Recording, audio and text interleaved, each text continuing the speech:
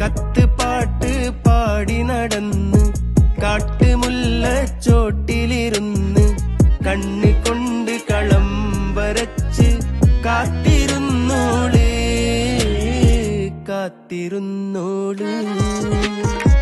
കത്ത് പാട്ട് പാടി നടന്ന് കാട്ടുമുല്ലച്ചോട്ടിലിരുന്ന് കണ്ണു കൊണ്ട് കളം വരച്ച് കാത്തിരുന്നോള് കാത്തിരുന്നു.